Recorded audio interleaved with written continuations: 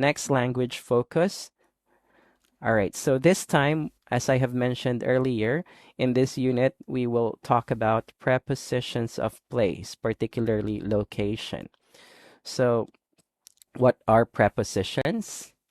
Okay, first, let me inform you that prepositions are used to describe, prepositions of place, rather, is used to describe a position of something or a person in relation to another person or thing.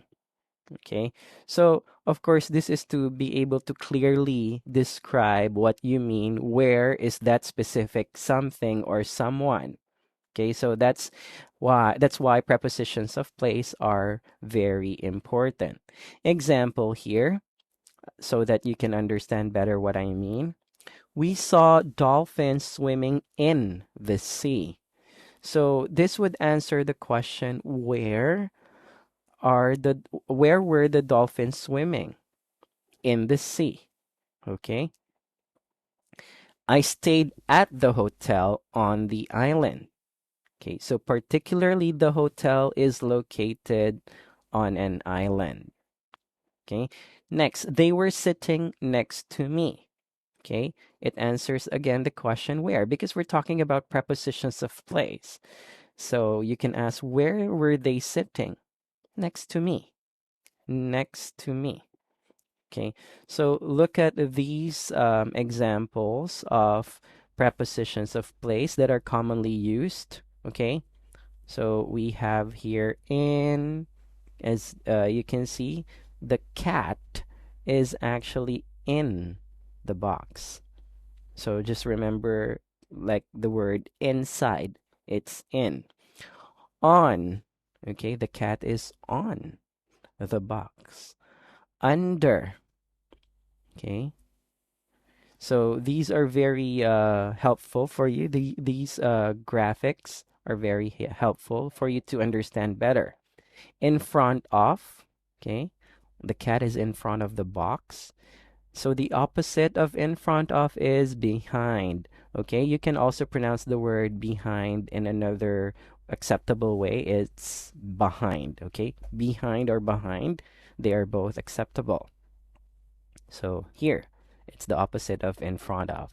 Next to, as I have said earlier, next to. Okay. So next we have above. Okay. It's almost like on, but look at the picture. Okay. The cat is not touching the box, but it's on the direction on top. Above. We have below. Okay. Kind of like the under. Okay. Next, between. Okay. Remember that between is always something in the center of two things. Okay. Next, on the left, of course, that's the opposite of the last one here on the right. Okay. Because usually we want to tell specifically the direction of something. Is it on our right or on our left? Because when we say next to, we are not sure if that thing or person is next to you on the left side or next to you on the right side.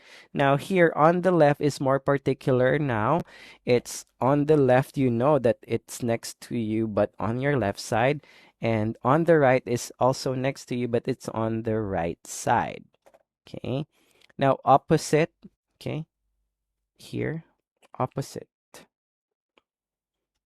Okay. Next, let's see on page 23 still.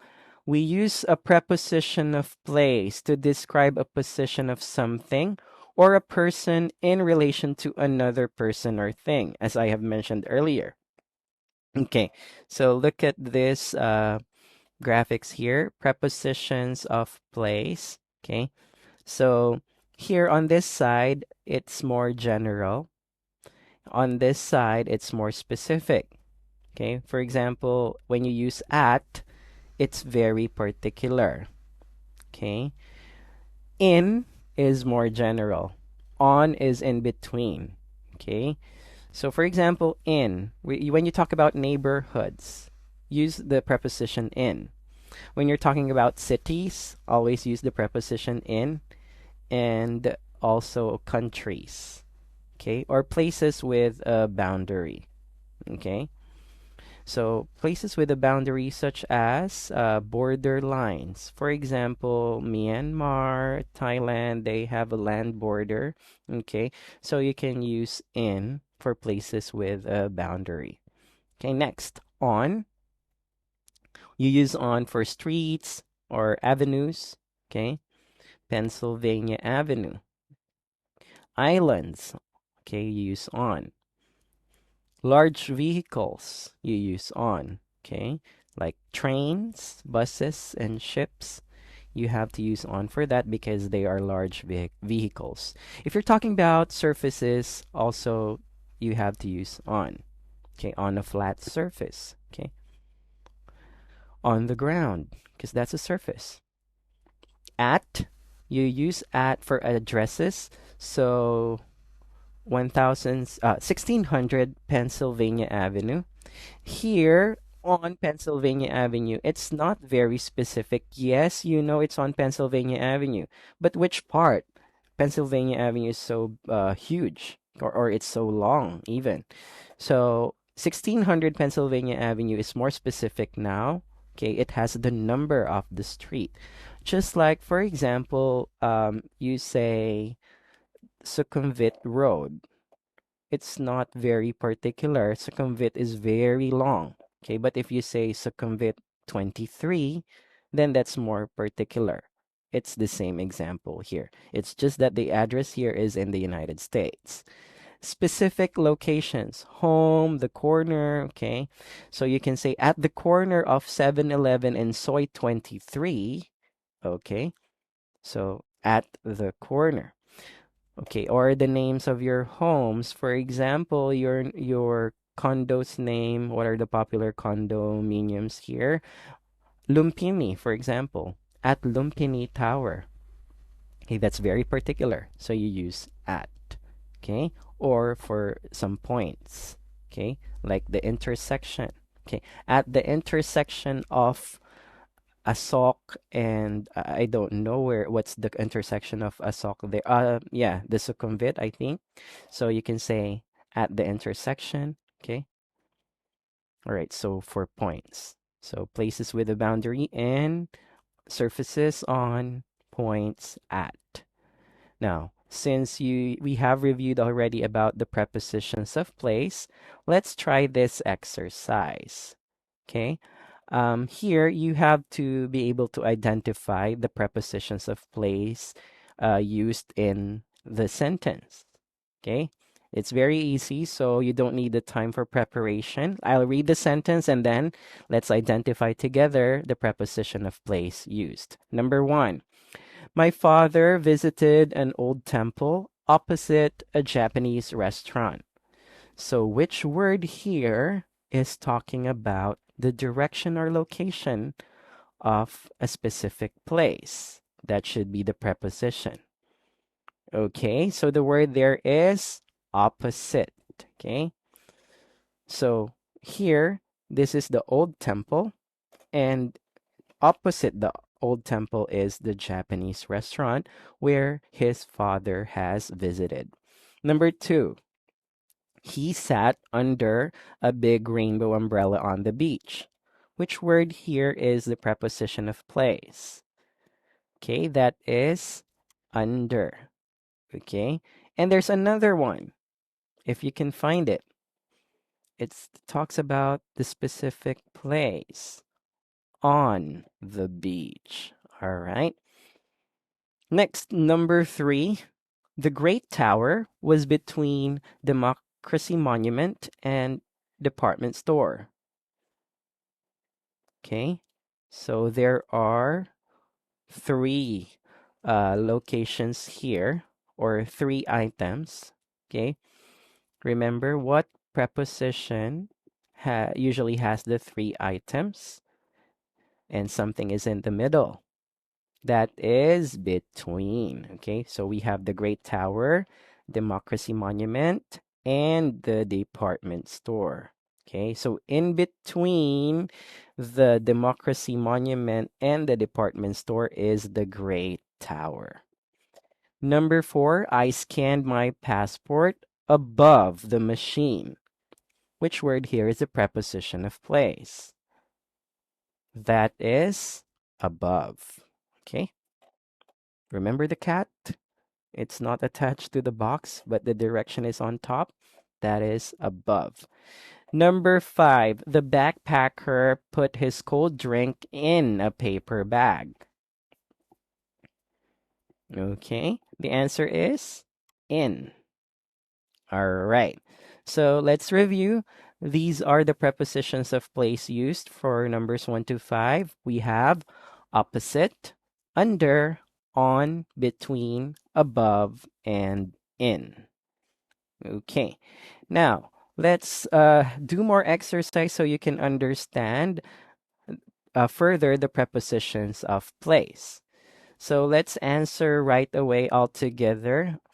Between can be used to show someone in the middle of two things or persons. This is very easy. I just talked about this earlier. This is the preposition that usually has three things. Okay? That is true or false? Of course, that is true. Okay?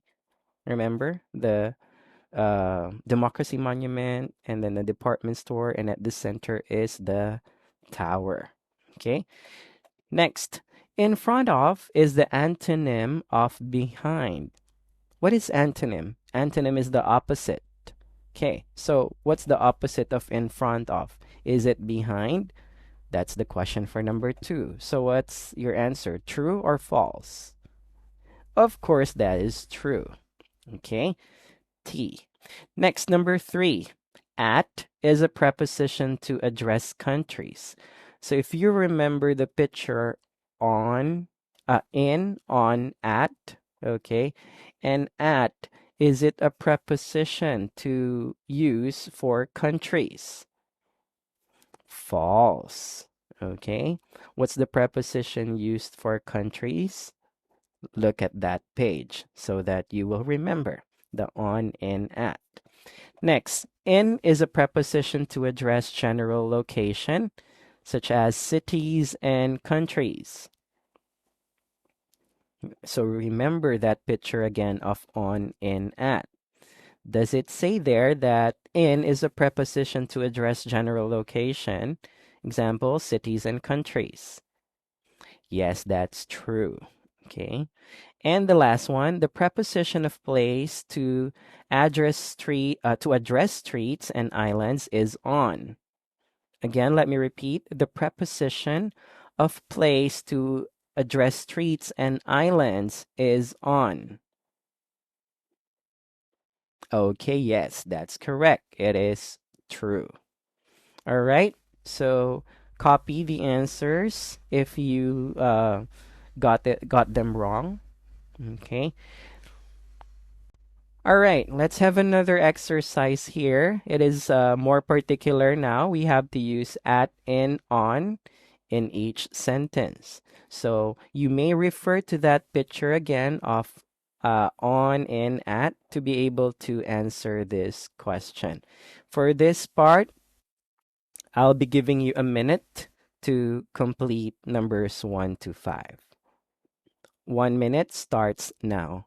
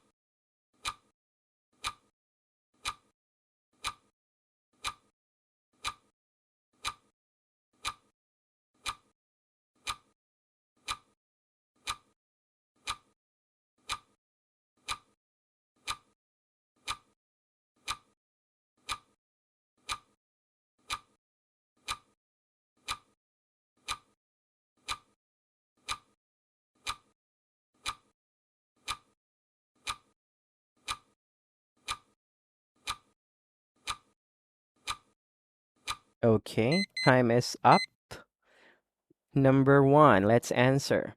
The local people sold their handmade bag at and on the old market.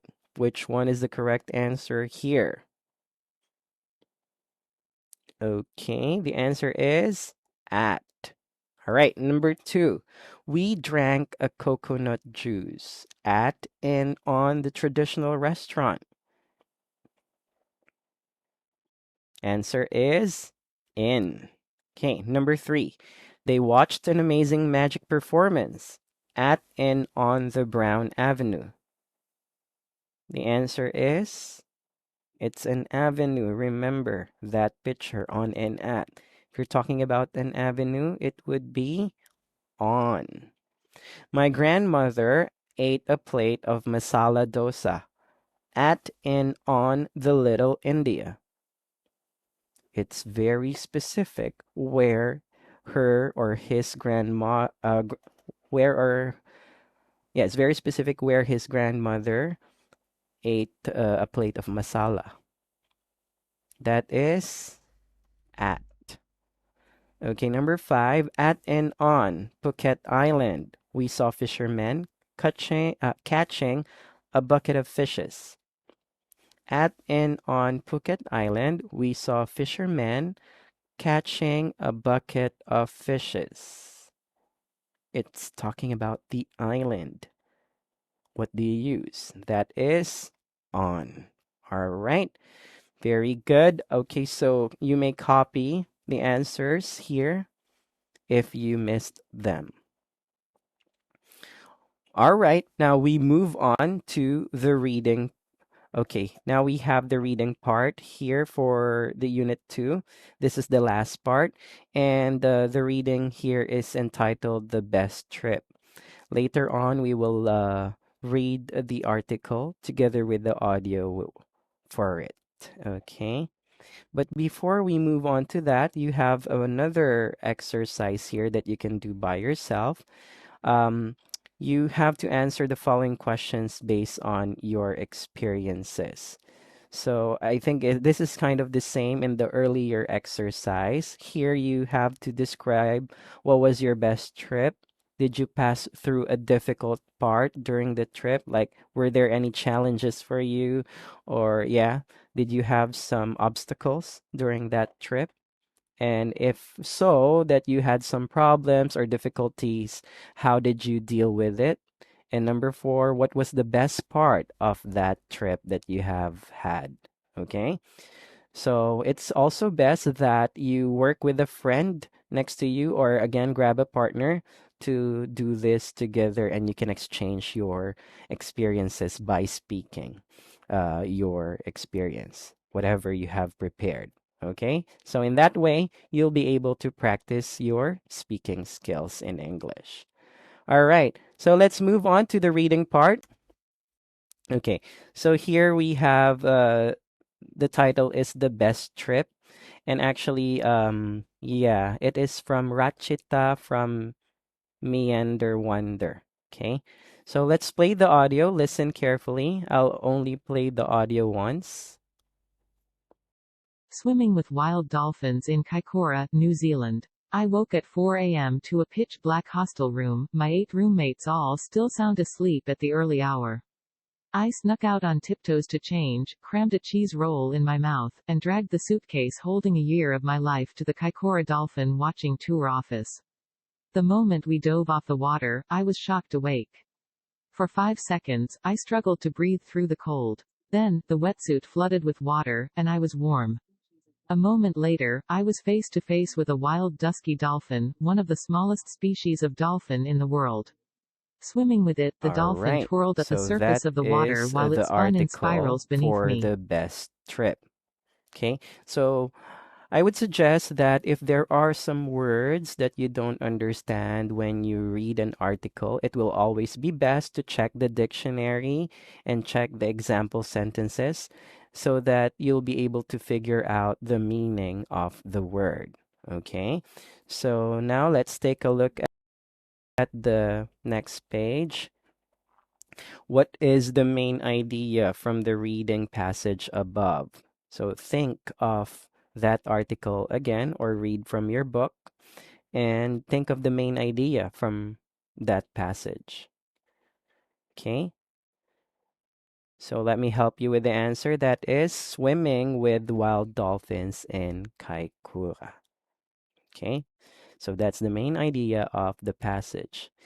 Now, let's have more comprehension check regarding that story by answering the true or false in your book on page 26. Okay, so what I want you to do is answer 1 to 10. Refer to the story, it's on your book, or you can play the audio again backwards. And I will give you 2 minutes to answer this part. Your 2 minutes starts now.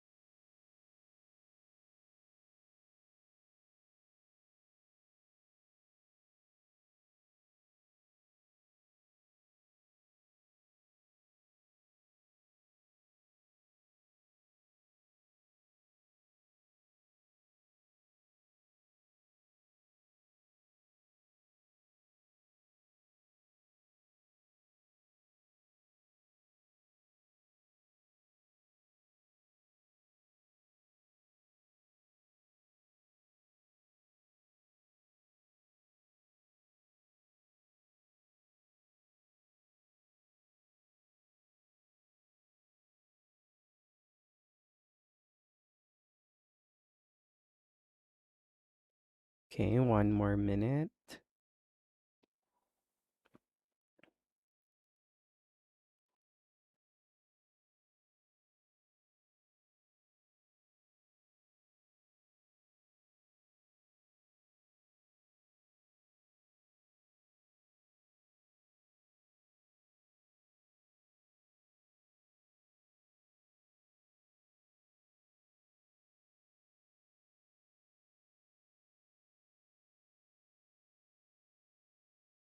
Start finalizing your answers. Time is almost up.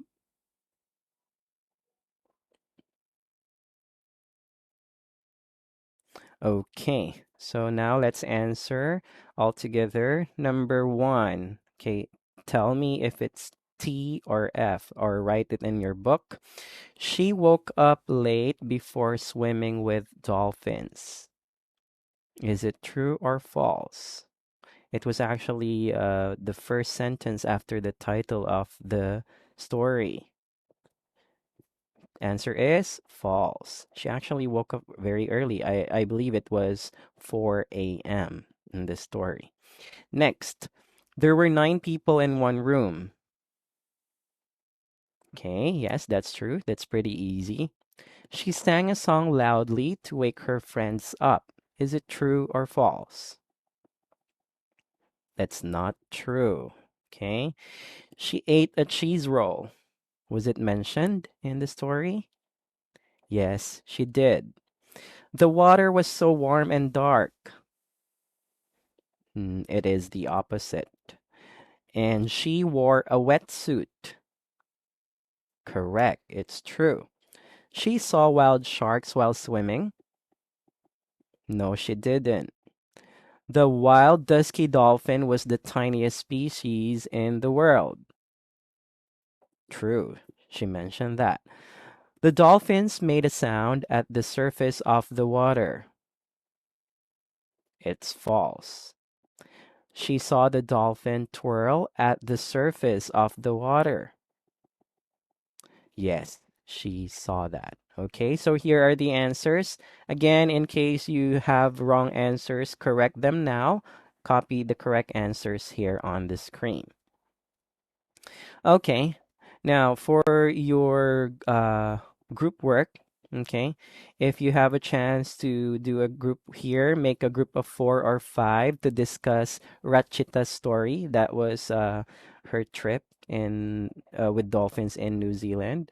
Um, Share with your group about the struggle of the writer and her trip.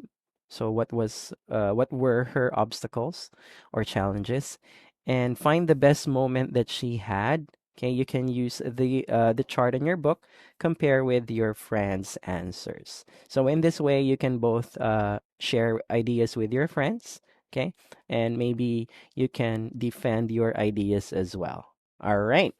So that wraps up the unit 2.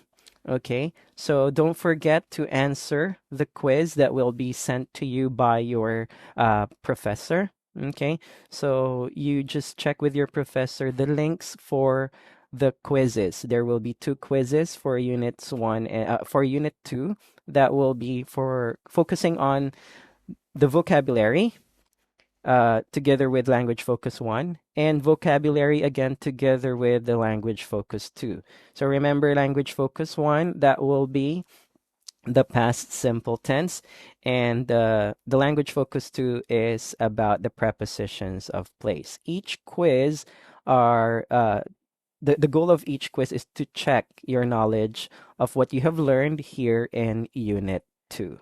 Okay, so just do it on Google Form, and you should be able to check what you have learned in this unit. Okay, so thank you for your participation in this class, and I hope that you guys will remember all the lessons that has been discussed in Unit 2. Bye for now.